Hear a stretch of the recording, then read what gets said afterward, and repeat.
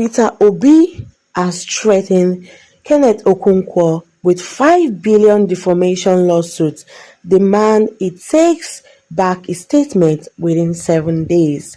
Guys, don't go anywhere if you want to find out the full detail of why he wants to sue Kenneth Okonkwo with ₦5 billion lawsuit.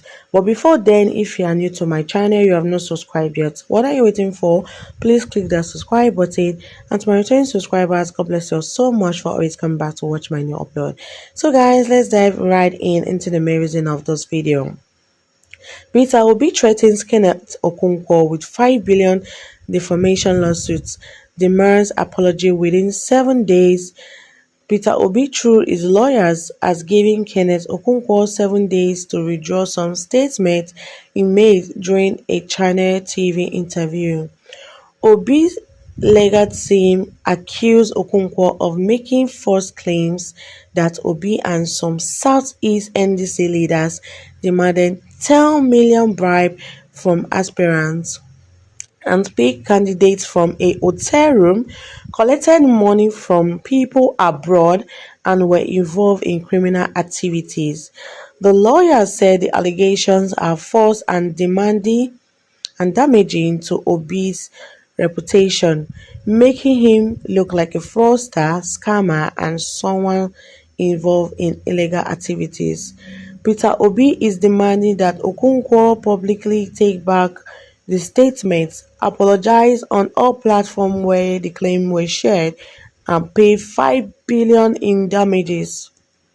The latter warns that if Okonkwo does not respond within 7 days, they may proceed with legal action against him. Wow. So guys, it's no news that Kenneth Okonkwo has been dragging Peter Obi lately. Like, he has been dragging the hell out of Peter Obi lately.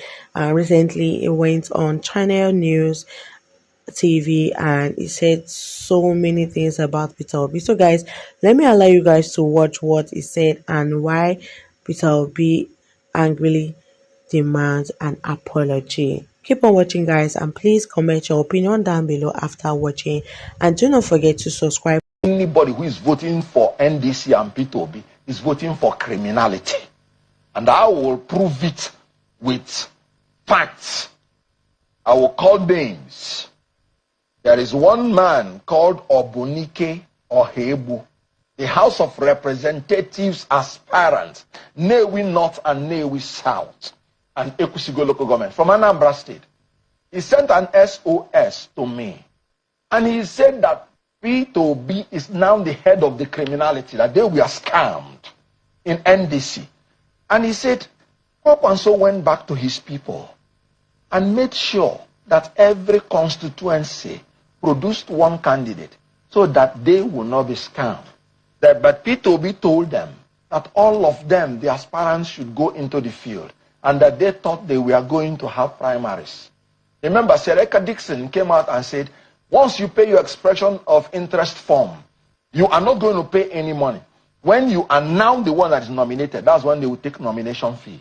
And all of them ran into it. Then Peter Obi and the leaders of the Southeast now went and told them, anybody who wants to be House of Rep person, after paying that expression of interest, must pay 10 million naira bribe, and Senate 20 million naira bribe. When they were bribe to who? Bribe to the NDC and the caucus. They call them caucus leaders in the Southeast. This was what he wrote it and sent to me, and sent me the receipt, because they told him he needed money to campaign for his presidency. Now, when they were told individually, so they thought they were now the chosen candidate, that maybe that is the nomination fee. When all of them paid, they discovered there were many. Then we are now told to go into the field for direct primary. And when they now went into the field, they thought that there was going to be genuine primary. And as they were in that field, killing themselves, Peter Obi was in John Wood Hotel. He mentioned the hotel, writing the list of candidates. And after that, they submitted it. You know what he said? He said, I am not disappointed that I lost the ticket. I am rather disappointed that I invested my time, resources, and reputation in a process that is becoming increasingly opaque and inconsistent with the democratic principles it proclaimed. And this is another man from Enugu State, a highly political person sent to me. And you know what he said? He said, I have a direct taste of the fraud called P2B.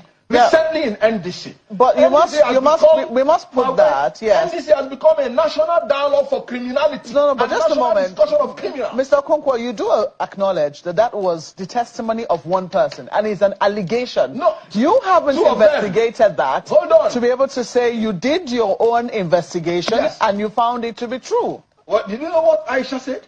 He said they did not even give me, I'm not talking about level playing ground. They did not give me ground at all. He said it on TV. I'm talking about corroboration. A lot of them have said it. And you know why I'm annoyed? You said I did the investigation. I am the leader of ADC in Enugu State. The same people we fought that they will not extort the aspirants. They are the people that went to NDC and they started extorting the aspirants. NDC has come out with a statement trying to distance themselves from what is happening in the Southeast.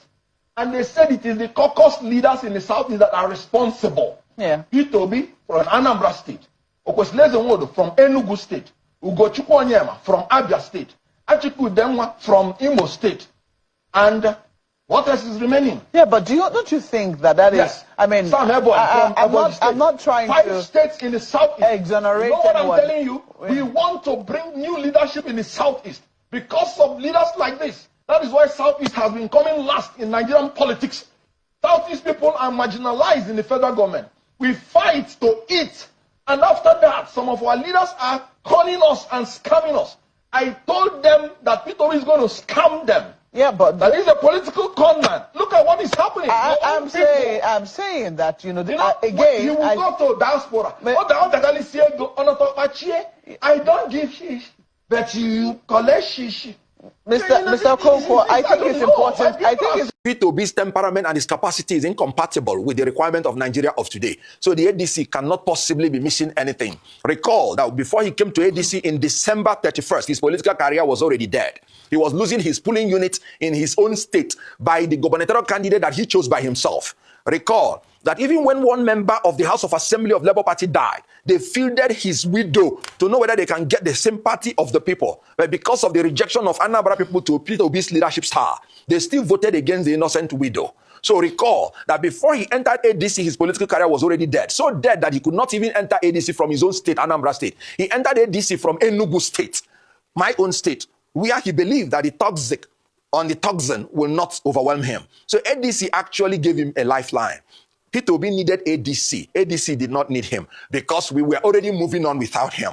So when he came into ADC with his normal toxic followers, with their own penchant of not wanting democracy at the primary level or at the secondary level, obviously, I knew he was going to go. Let me reveal one secret to you. The first day I was consulted in this coalition, and that was before the unveiling, they asked me, so how is the... And their wind has blown off their candle and they are in darkness.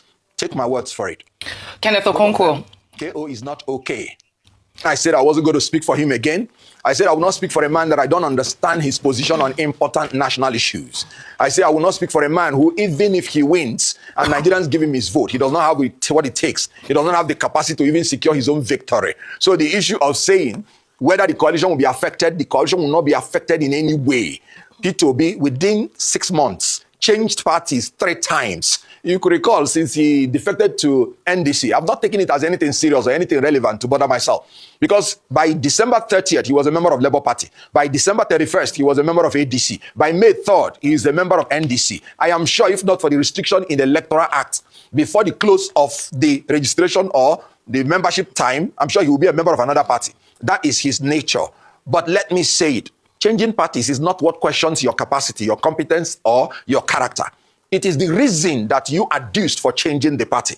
P2B said, I don't have a problem with David Mark, meaning he didn't have a problem with the ADC. He said, I don't have a problem with Atiku Abubakar, meaning he does not have any problem with the aspirants. Then what is the reason he gave?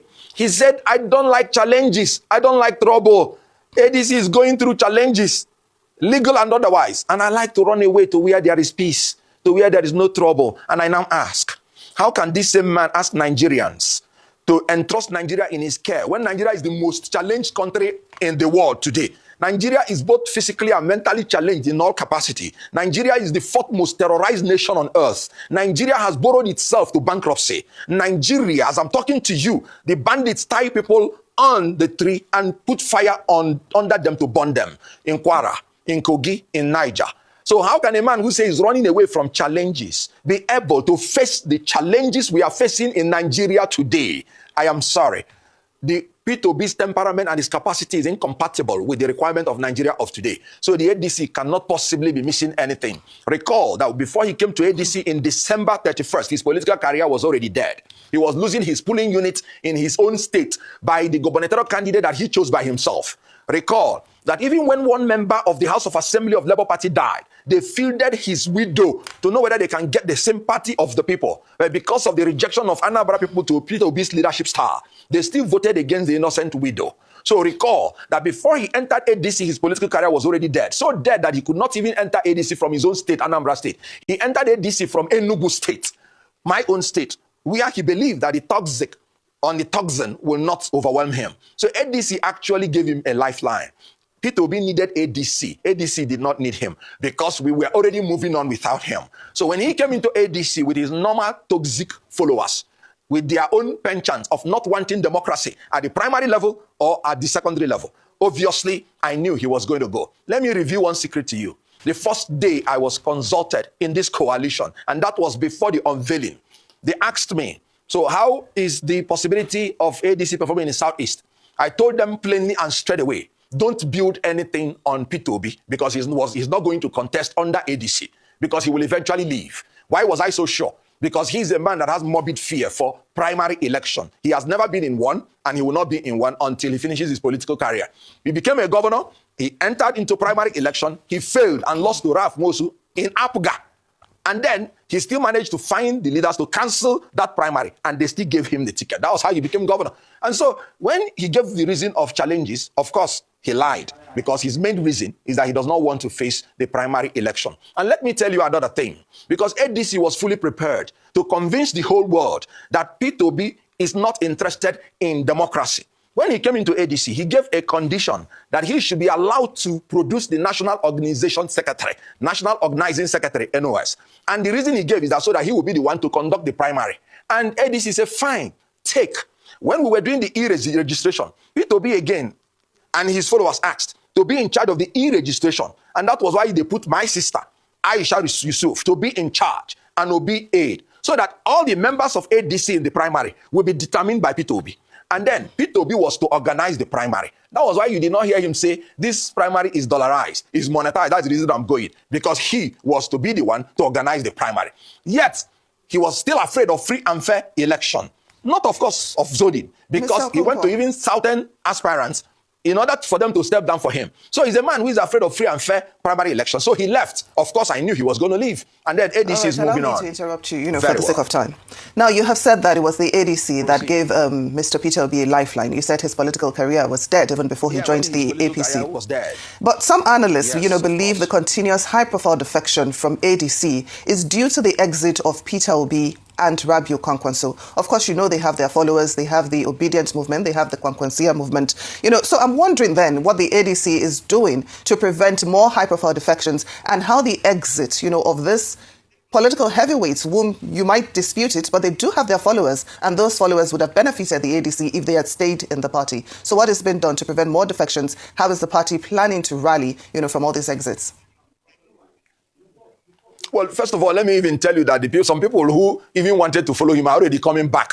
I can tell you in Enugu State, for instance, that some people who went to follow them, the NDC in their own congress that they wanted to conduct in Enugu State, their talks among themselves, who felt that they wanted to hijack their NDC and to leave them alone, went and scattered them. So some of them are already running back, trying to plead with ADC to accommodate them. What you're seeing is a fad. It will just do, a wave. It will just do, and it will die out.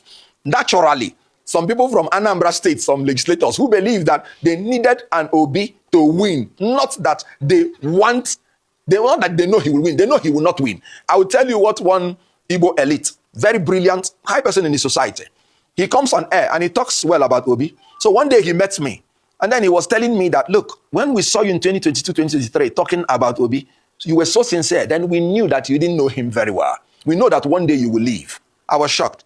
He said, yes, because you're sincere. Then I said, why are you also talking about him when you know this? He said, why do I have to go and talk ill about him and get the backlash when I know he's going nowhere? So the truth is that all those people following him, they know he will not win. They know he cannot win. But within the little huts they are, they believe they could use his name to win or Kwakwanso's name to win. That's why when you check all those people that defected, is Anambra, Kanu, then one or two other people that have become political orphans. Abaribe left ADC. He went to LP. He did not go to NDC. So the people that we lost from ADC, it is not all to NDC. A lot of them do not have confidence in the ability of their presidential aspirants to win any election for them. But they believe that within that locality, they might still manipulate their name to know whether they can win. And let me tell you the news. Most of them will lose. You should know that the Kwakwanso angle has lost relevance in Kano State. And they are simply trying to hold on to each other to know whether they can help each other regain political relevance. So you're talking about two major political aspirants that have lost relevance in their states, and they are trying to use a new thing to know whether they can rekindle their political fire to no avail. They are gone for 2027, and their wind has blown off their candle, and they are in darkness. Take my words for it. Kenneth Okonkwo. KO is not okay. Kenneth Okonkwo, as poetic and fiery as ever, we thank you so much for joining us this afternoon. You left us with quite a lot to think about and laugh about as well.